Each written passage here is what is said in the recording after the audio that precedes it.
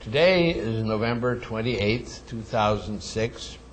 We're doing another oral history interview for the archives at the University of Alabama in Huntsville. I'm Charles Lundquist, and our interviewee today is Ron Greenwood. Ron, it's delightful to have you here. We'd like to start out by asking you to first tell a little bit about where you spent your youth, where you were educated, and how you got into this whole space program. I know you've had a very varied career, so it'll take a while to work our way through it. I had a number of different jobs. Well, I was actually born in North Carolina, but I grew up in Tidewater, Virginia. Went through high school there at Norview High School in Norfolk. Upon graduation, I went to the Naval Academy. I actually went to the Naval Academy for about 2.5 years and then transferred to Virginia Tech. I decided that I wanted an engineering and science career. Actually, I started out in physics. I was going to be a physics major, and then in order to work part-time, I was told that I needed to be an engineer. So I switched to engineering, but went back and finished and got a bachelor's degree at Virginia Tech, and then went to Langley and spent several months there taking advanced courses. When I left Virginia Tech, I didn't think research would be the career of choice, but ultimately I went back with NASA sponsorship and got my master's degree at Virginia Tech, and then continued on. What years were these? I got my bachelor's degree in 1963 and my master's degree in 1965, and then my PhD in 1967. And those were the days when NASA was very, very supportive of their employees going back to school. In fact, when I went to Langley, it was made very clear that if you were going to work at Langley, they expected you to get your PhD, that it was a research center, and they certainly were accommodating. I will have a forever debt to NASA and their investment in those years and in my education. Who was the director at Langley at that time? Well, it was Floyd Thompson initially, and then eventually it was Ed Courtright. But when I started there, it was Floyd Thompson. And in fact, it was interesting. When I went there in March of 1963. I was assigned to something called the Applied Physics and Materials Division, and within a month upon my arrival, the rest of the division moved to Houston, and they were the core group that went to form Johnson Space Center. And since I was so new, they gave me a choice. Since I was originally from Tidewater, Virginia, I elected to stay there and not move with the group. But 90% of the division picked up, and you probably remember Guy Thibodeau and some of those folks that were part of that original group. So I stayed there in the research division, and it was a great place for a young engineer. Langley and NASA spent a lot of time training you, and there was a senior scientist at Langley at the time named Sam Katzoff. I don't know if you knew him, Chuck. I don't remember him. But every young engineer got to go by Sam Katzoff and his early evolution with his first project to test the quality of what he was doing. So it was a good early experience. Well, when did you leave Langley? Well, I stayed at Langley until 1969. Actually, after I finished my PhD, Langley had taken on the Viking project, and the lab I was working in did a wide range of things, but one of the things we did was rarefied atmospheres and build instruments. So it was clearly that we were going to get involved in Viking. Well, when I finished my PhD, Martin offered me a job. Martin was forming a research division in Denver to bid Viking, and I talked to Ed Courtright because NASA had sent me through school. And he said, actually, it would be better for NASA if I would go to Martin and work in their research lab, and because they were concerned that Martin staff up their research group out there. Well, Martin needed you. Yeah. So NASA sent me out, or agreed, and I went out to Denver, and I was out there for a couple of years working in their research. We bid Viking. Martin ultimately won it, and in the early stages of the design. And in 1969, I actually came back to Langley. Ed brought me back to go back into the research group, so it worked out very well. So it was a good experience, and I came back to the research group there at Langley. And I stayed there in that group for several years, and we did it was a group of physicists and engineers, and we did a wide range of things, many of them having to do with the space environment, the upper atmosphere. And one of the assignments I picked up along the way, one of those fortuitous things, was I chaired the subcommittee that was responsible for the atmospheric part of the environmental impact statement for shuttle, and did that for about 2 years. Worked closely with Marshall during that time. Ultimately, that became as you probably know, became a fairly significant problem. Yeah. And it's interesting. This is something that NASA did that I don't think they've ever gotten credit for. Maybe they didn't jump out and ask for credit for it. One of the concerns early on in the space shuttle was the effect of chlorine on the atmosphere, being one of the major, or actually hydrogen chloride, one of the major effluents from the... And on the automobiles parked right near the yeah, oh yeah. Well, actually, the early part of our activity was looking at the effect of this low ground cloud on the various fruits in Florida and cars and everything else, because it got leached out. But as part of the whole study, we actually, through Marshall, funded a number of universities to look at other possible effects, because this was exactly the time that the supersonic transport was canceled, the public discussion being because of the possible effects of NOx on the upper atmosphere. I think there were a lot of economic factors that got involved also. But NASA, not wanting to be caught up in this, commissioned a number of universities, including the University of Michigan and others. And about this time, when we knew that chlorine and hydrogen chloride was a major effluent, no one really thought that, or had speculated yet how that could affect the upper atmosphere. But at Michigan and University of California, there were some studies on the chemistry, and that's when it was discovered that, in fact, there was a catalytic cycle that destroyed ozone. We knew that the atmospheric chemistry didn't balance in the upper atmosphere. I mean, we knew the nitrogen cycle and the carbon cycle, but we didn't know about the chlorine cycle. But NASA's early investment in trying to understand what effect the shuttle had really led to the effect that chlorine and then ultimately Freon did catalytically destroy ozone and led to the banning of Freon. So NASA played a very important role as part of that. I was still at Langley. One of my learning experiences was how headquarters worked. If you remember Homer Newell. Yes, I knew Homer well. Well, I was a young engineer, and I was doing this activity out of Langley, and I was at headquarters, and I got invited to see Homer Newell, who was then the deputy administrator. And I was awed by going to see Homer Newell. And he informed me, he says, you know, you really need to come to headquarters and lead this activity, because NASA is going to take a major role in understanding the upper atmosphere. And I remember telling him, I said, well, you know, Dr. Newell, this is really not very convenient for me. I've got small kids. I'm at Langley. And, you know, it really just isn't a good time to do it. He said, son, I don't think you're listening to me. This is not an invitation. You know, that I really do think you should do this. And I said, well, okay, this was like in the spring. And I said, well, you know, maybe sometime in the fall this could work out. He said, I was thinking more about Monday. And so I found out that sometimes you have to listen and not talk. But anyway, so that actually moved from Langley to headquarters in the early 70s. And one of the few times Congress altered the Space Act agreement, or the Space Act, and assigned NASA the responsibility for biannually doing an assessment of the upper atmosphere. And reporting gave us $20 million to start the program. And so we began working with the scientific community worldwide, which was really a great experience. And it was an interesting problem because it was purely theory at that point in time. And from the early 70s until, you know, the late 70s and early 80s, I think the scientific community was dead on in sort of every step of how this could take place, what was needed to verify it. And in fact, it was a case, I think, a real victory for the scientific community to avoid an environmental catastrophe, because Freon, chlorofluoromethane, stays in the atmosphere for up to 100 years. So anyway, I stayed in headquarters and managed that for a number of years.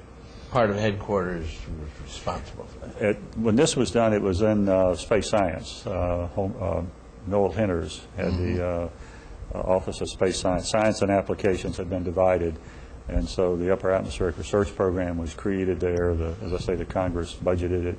And it was really a great experience because it really was eye-opening to see the incredible possibilities that the scientific community could perform. They didn't usually get along well, but the combined brain power to bring those together, I mean, they really unraveled a very complex problem. And so, yeah, it stayed in space science. And then later, of course, they formed an Office of Applications, which did much of the atmospheric and that kind of work. Well, how long were you at headquarters?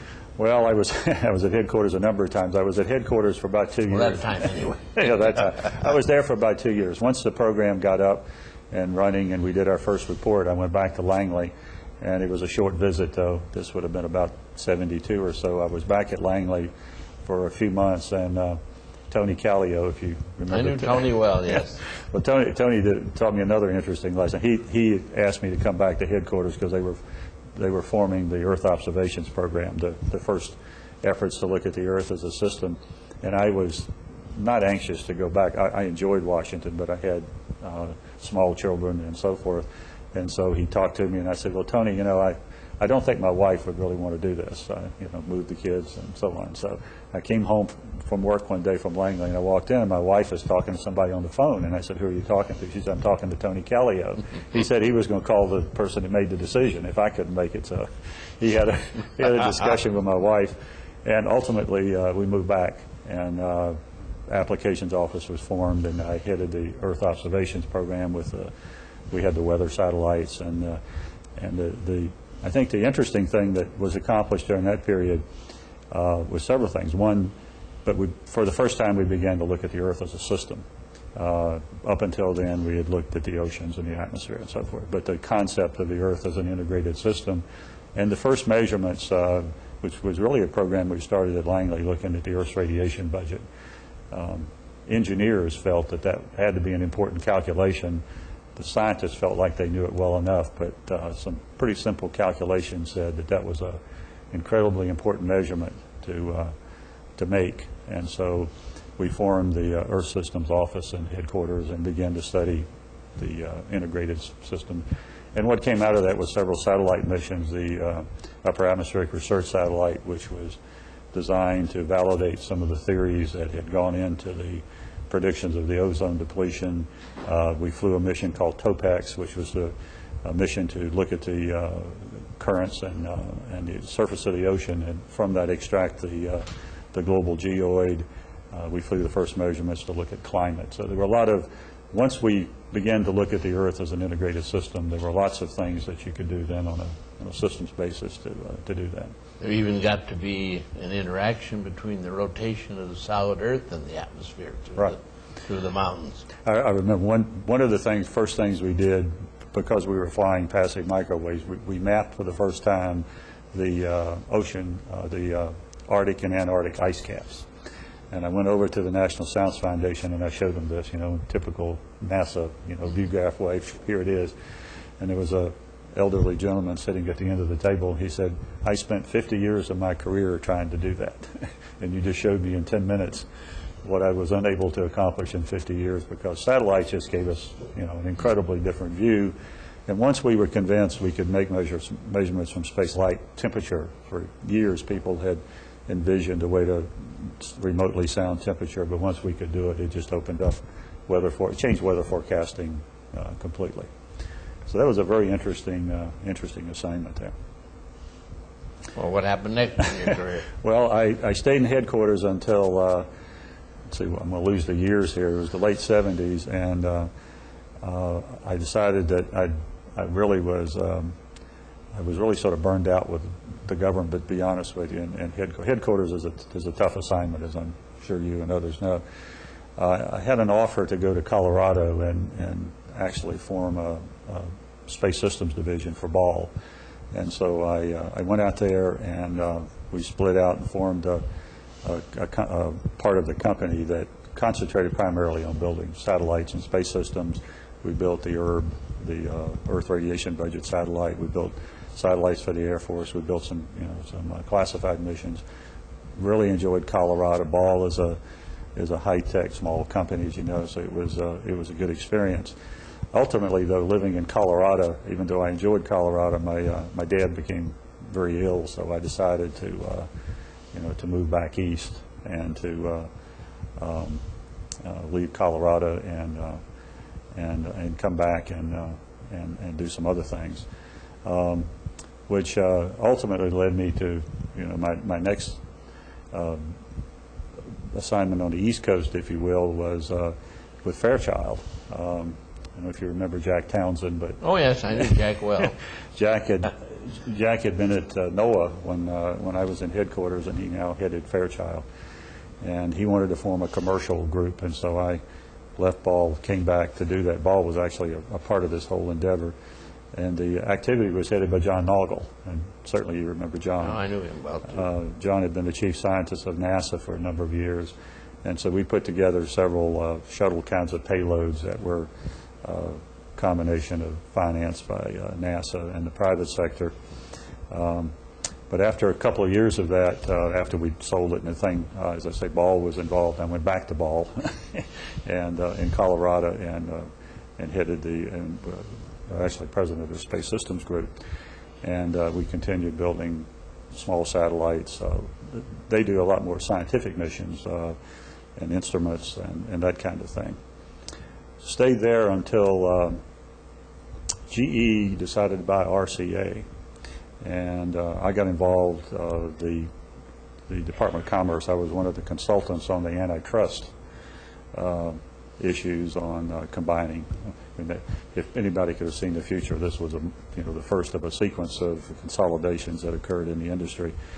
That acquisition went forward, and after it was over, Jack Welch offered me a job to come back and be part of the management team for the combined aerospace group of GE and RCA, and so ultimately I became the general manager for that. It was located in Princeton, Hightstown, Valley Forge, and San Jose.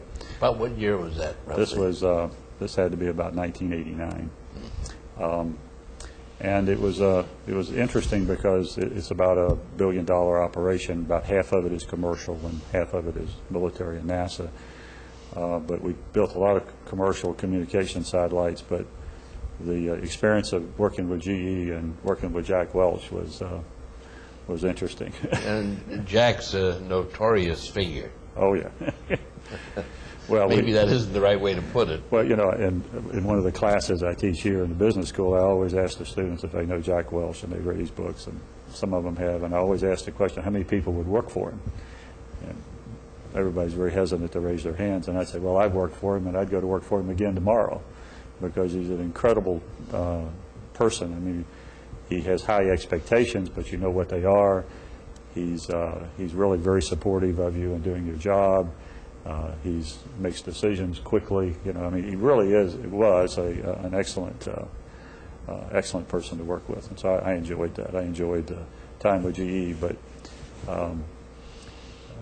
there were lots of instances where you could see his character and his talents, and I appreciate the opportunity to do it. He could not stand to work for the government, though. The notion that he had a simple business formula, and that is, if you become the best product at the lowest cost, you'll win. Well, that doesn't always work with the government, as you know. That formula does not always necessarily accomplish the winning bid. So ultimately, he wanted to get out of the aerospace business, and at that time, the aerospace group was about $3.5 billion, and very profitable. But he wanted to sell it. And he ultimately, of course, sold it to Martin. And just prior to that sale, because I did not want to go through another transition, I left and came to Huntsville, and that's what ultimately got me to Huntsville. But the GE experience was very good. I enjoyed it, learned a lot. We were building and launching a satellite a month, and so it was very busy. But it was a good experience. So you arrived in Huntsville when? About 1998, and I came here as president of Nichols, and which was a I made one decision after living in New Jersey for a few years. When I left, I was going to keep going south. As I said, I was going to go south till I found somebody that served grits, and then I was going to stop. I grew up in Virginia, and all my family's in North Carolina, and I wanted to be back in the southeast. So I had an opportunity to come here with Nichols. Nichols was a totally different kind of company for me. I had not been involved in service kinds of companies, had really not been involved with the Army, although we built satellites for the Air Force, had been not involved with the Army. So Nichols was a completely different environment for me, and one that I learned a great deal from. Not nearly as comfortable with it as I was with hardware and in the NASA business. So I was at Nichols a little less than 2 years, and decided that wasn't the right thing for me, and so I left. And fortunately, it was about the same time that Marshall was looking at options on its science program. And if Chuck, you above all know the many cycles the science program Marshall has gone through of trying to maintain the program, and in spite of doing some outstanding science in a number of areas. But at this particular junction, of course, Greg Wilson was here, and headquarters had decided that in one of their roles and mission studies that Marshall shouldn't be in some of these scientific areas. But fortunately, at that time, the associate administrator intervened, and I'm trying to think of his name. He's out at Scripps now, and said, we really should try to preserve that and try to find another way to do it. And so the notion of the Global Hydrology and Climate Center came about. And talking with Greg asked me if I'd be willing to come back to NASA and try to help form that, which was one of the best jobs I ever had, because that really fits your background well. Well, it fitted it, and it sort of fitted what I wanted to do. I was tired of running big organizations. I didn't want to do that anymore. The Global Hydrology Center was a partnership between the universities and Marshall. Marshall had some excellent earth science people. The university had some people. They had been working together for years out on the arsenal, as you know. One of the thoughts were we were going to move it off the arsenal, put it in a separate facility, try to take advantage of the synergy between these organizations, and that's what we did, and it worked very well. The people continued to grow. We continued to expand, and I think saw that it was really a good model and accomplished what we wanted to do. Ultimately, at the end of about 3 years doing that, I of course moved to the university where I am now, and about the same time, NASA decided they wanted to expand that model, that cooperative venture model, to form the National Space Science and Technology Center, which we did. And now there are about 400 people, about half NASA and half university people working together. I think and all of that hasn't gone totally smoothly. I mean, there have been bumps along the way, as we've all well, there always are. as we've learned how to do. But I think the thing that I've enjoyed about Huntsville, and I've certainly enjoyed about my association with Marshall and with the university, Huntsville is always willing to try something new. And I think because of where we are, and because of our history, and because there's an awful tendency in the science community and in the government to buy name brand. So we're always trying to level the playing field, and usually that means being innovative in how we do it, how we present it, how we organize it, and so forth. And I think that's the reason Marshall and the community as a large has continued to be successful, because we've been willing to innovate and try different things. And certainly the Global Hydrology Center and the NSSDC were both cases in point where that was done, and where that's continued to evolve. So, where do you see it going in the long run? I think it will. Well, let me say a little different. I think what we will see is research is continuing to obviously be more multidisciplined. I think that institutional research is going to be more and more challenging, whether it's at the university or NASA. I think we will see teams continue to form around problems rather than around institutions, and so I think you will see. I think you'll see NSSDs continue to evolve. I think they'll take on different kinds of problems, but because part of what's gone on in this whole period is NASA has continued to alter the way it looks at internal sciences. I mean, when you and I were early in our careers, you know, NASA invested a lot in having strong scientific capabilities because, A, the technology wasn't in the universities. They did not know how to do things in space, and I think NASA was creating a whole new area, so that was required. That's less true now. So I think you'll see NASA's role in science continue to change. And in the university, the challenge, of course, is that the science and technology is changing so rapidly. What we were doing 5 years ago is not what we were doing now. So institutions like the NSSTC, like the Global Hydrology Center, I think will be increasingly important because we will have to bring together different kinds of multidisciplinary teams to attack different problems.